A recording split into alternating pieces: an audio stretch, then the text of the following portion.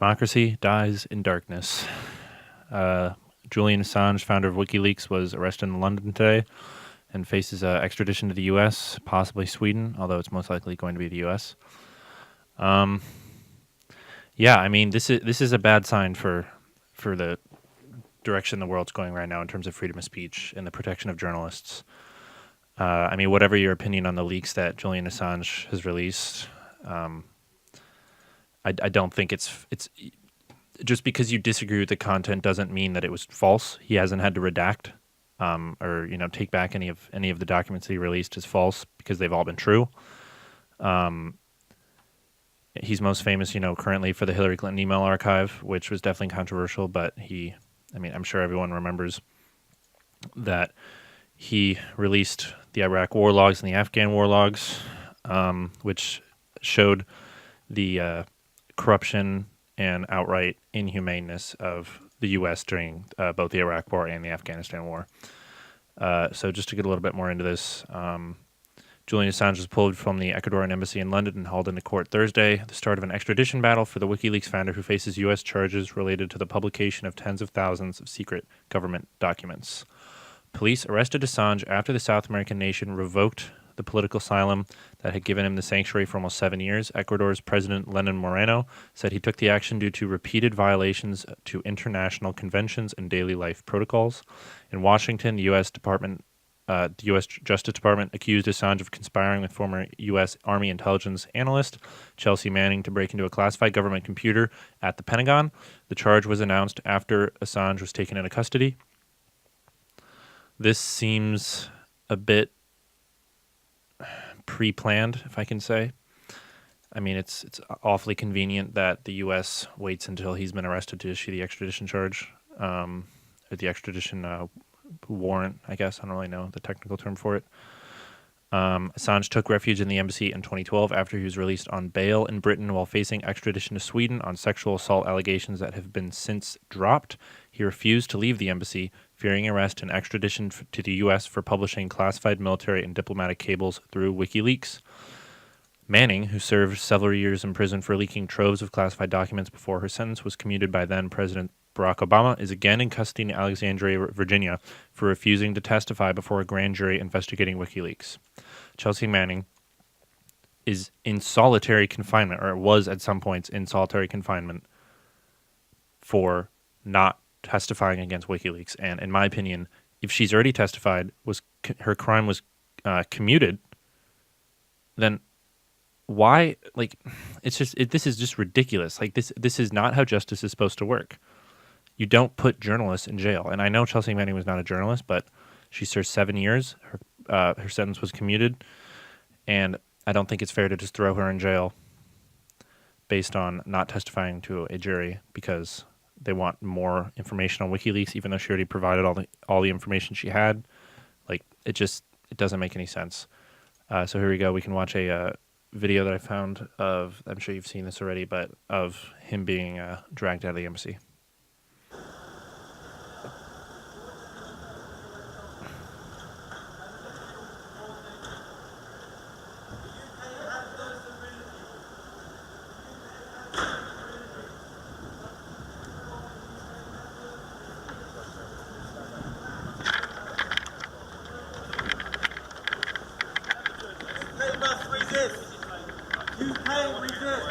No worries.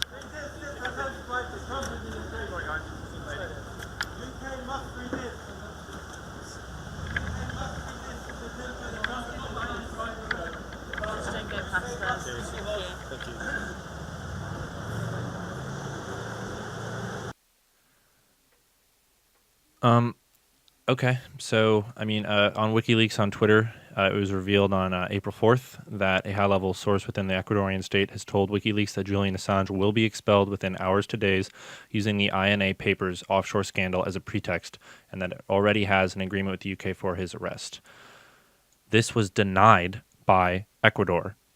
They told the public and they told Julian Assange that he was not going to be kicked out of the embassy, and they lied.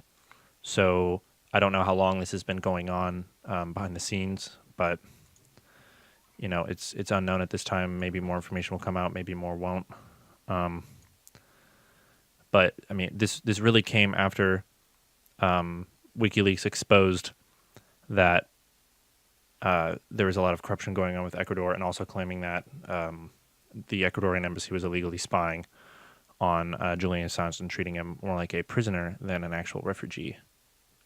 And for the claims that said that Julian Assange, his personality was really bad and that he was angry and confronting guards and being physically abusive, verbally abusive, it doesn't really matter to me, because it also, you have to take into account he was stuck inside of a building, or a very very small building, for 7 years with no connection to the outside world, or very limited connection to the outside world, because multiple times his internet was taken away. So imagine being stuck in basically your house for 7 years, windows closed, curtains drawn, knowing that if you step foot outside, you'll be arrested and brought to the U.S. It's insane. And really disappointingly, President Donald Trump is now claiming to know nothing about WikiLeaks, despite praising them numerous, if dozens, if not, hundreds of times on the campaign trail. It's kind of ridiculous, honestly. He's just kicking the responsibility back to Department of Justice and AG Barr. Yeah, look at this. Trump mentioned WikiLeaks 164 times.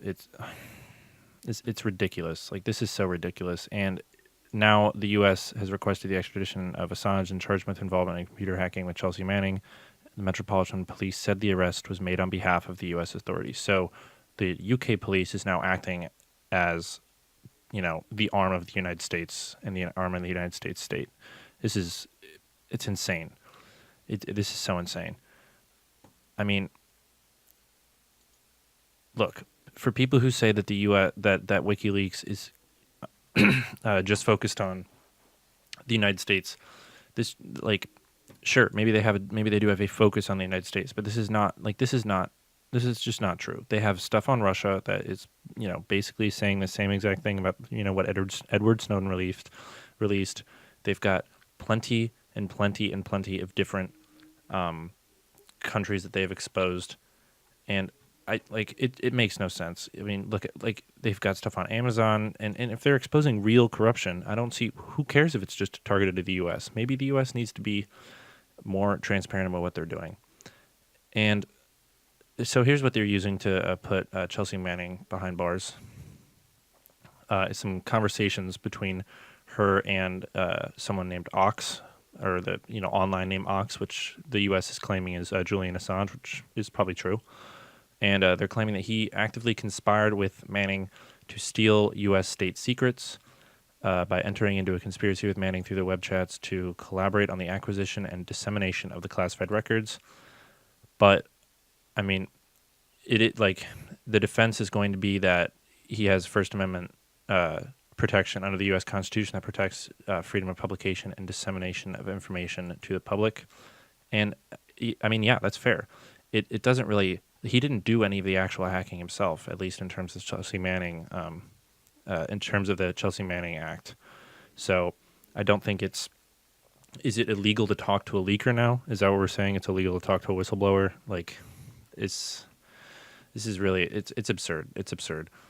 And you're putting Manning into solitary confinement now because of this, even though she's been pardoned for this crime.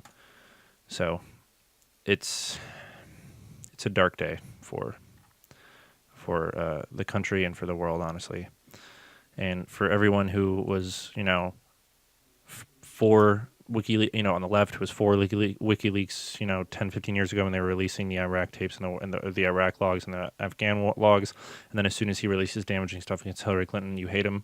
For the Republicans who were against him when he was releasing the Afghan logs and the Iraq logs, and were for him when he released all of the Hillary emails. It's so hypocritical. Like, you either support freedom of speech and transparency in government or you don't. And I am someone who supports transparency in government, and so I think that you should take as many steps as possible to protect whistleblowers. And it's scary. And I saw, I'm not entirely sure if I can find it actually. I don't remember where it was.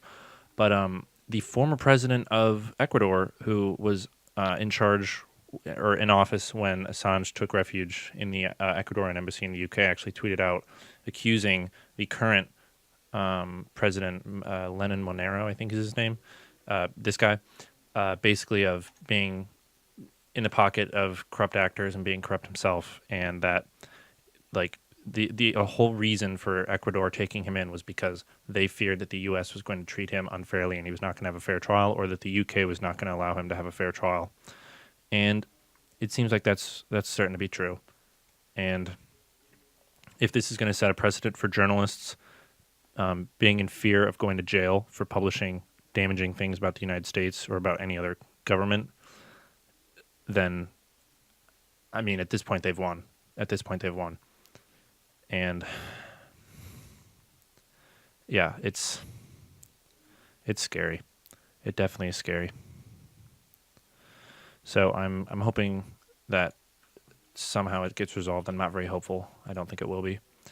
But I hope Julian Assange is okay, and I hope that his lawyers are able to help him, and I hope that people bring awareness to this, and that,